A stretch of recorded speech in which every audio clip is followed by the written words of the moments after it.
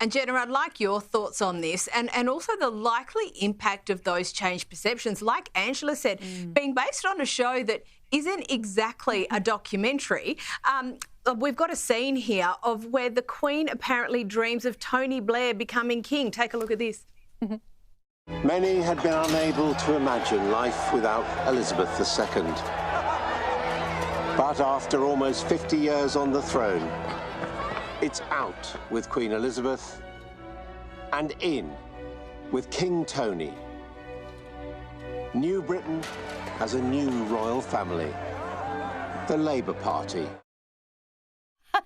Jenna, your thoughts? Look, I absolutely love this. I love the fact that some of the writers have decided, look, because we're sick and tired of the royal family being coy about how much they actually like this series, but are slamming it in public, we're going to throw a real cat amongst the pigeons. I think it is actually probably also endemic of our times that we live in, where we take little pieces of the truth and blow them out to be absolute fantasy, and people sort of believe that is true. But King Tony, it sounds like a hybrid of The Sopranos meets The Crown. I love it. Excellent. Angela, still on The Crown and Tony Blair, parts of the story talk about how Tony Blair tried to modernise the monarchy. Did he do that? And if so, how successful was he?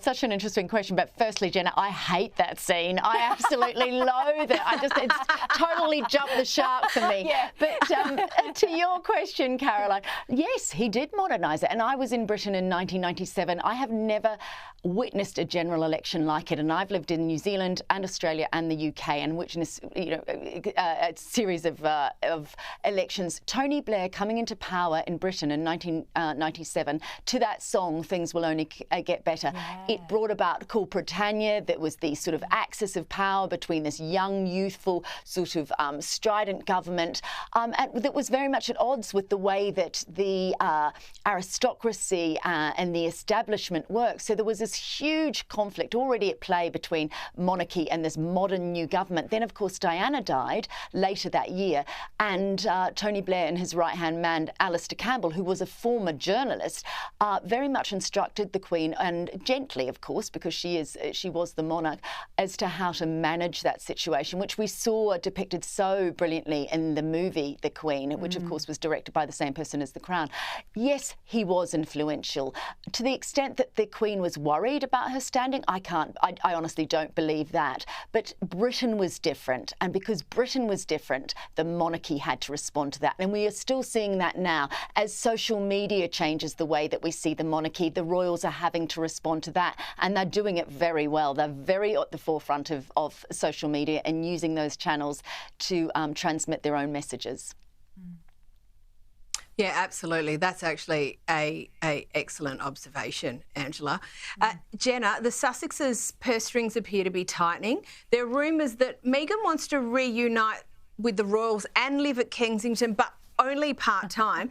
I'm not sure if that's viable after the fallout from Endgame, but you'd think there'd have to be some pretty strict conditions if that was to be the arrangement. Oh, look, I get it. Airbnbs are really tight at this time of year, love. I totally get it, especially in London in winter, I assume. But look, it is interesting. And I wish that the narrative coming out of the Sussex team was not about, money or things like that. It's about the fact that they have two beautiful children that you feel that are just being completely robbed of another part of their family and their heritage. And you just hope for the sake of the kids that bridges are mended in the not too distant future. And Jenna, staying with you, I've got about a minute left.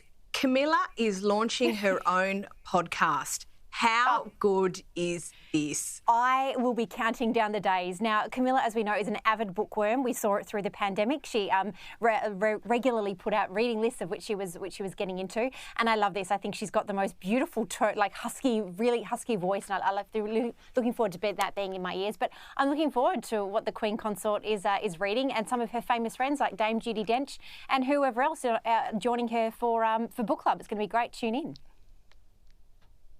Angela, I've got about 30 seconds. Have you got any insights on that? Oh, I can't wait to hear this podcast. I want her to read out loud a really steamy blockbuster, like a Jilly Cooper or something. Yes. I just think Camilla reading that aloud, that would be awesome. Look, she played the long game and she won, and it seems like there is absolutely no end to her talents. Ladies, thank you so much for your insights tonight. I really enjoyed that. We'll see you both again shortly.